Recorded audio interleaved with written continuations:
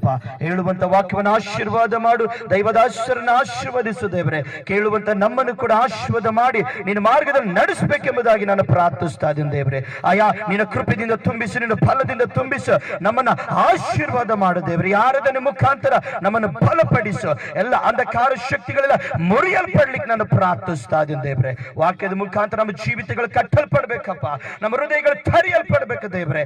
ಯಾವ ರೀತಿ ಕರ್ತನೆ ಅಲ್ಲಿ ಹೋದಾಗ ಆ ಸಮಾಧಿಯ ಬಾಗಿಲು ತೆರೆಯಲ್ಪಟ್ಟಿದ್ದಿತ್ತು, ಅದೇ ರೀತಿ ಪ್ರತಿಯೊಬ್ಬರ ಜೀವಿತದಲ್ಲಿ ಹೊಸ ಹೊಸ ಬಾಗಿಲುಗಳು ಓಪನ್ ಆಗ್ಲಿಕ್ಕೆ ನಾನು ಪ್ರಾರ್ಥಿಸ್ತಾ ಇದ್ದೀನಿ ದೇವರೇ. ನಿನ್ನ ಆಶೀರ್ವಾದ ಮಾಡಪ್ಪ, ಬಲಪಡಿಸು ದೇವರೇ. ಹೇಳುವಂತ ದಾಸರ ಮೇಲೆ ಅಭಿಷೇಕ ಮಾಡು, ಅವರ ಬಾಯಿಲಿಂದ ಬರುವಂತ ಪ್ರತಿಯೊಂದು ನುಡಿಗಳು ನಿನ್ನದಾಗಿ ಮಾರ್ಪಡಿಸಿ ನಮ್ಮನ್ನ, ನಮ್ಮ ಜೀವಿತನ ಕಟ್ಟಲಿಕ್ಕಾಗುವಂತೆ ನೀನು ಕೃಪೆ ಮಾಡು ದೇವರೇ. ಹಾಗೆ ಮಾಡ್ತೀರಿ, ಸ್ತೋತ್ರ.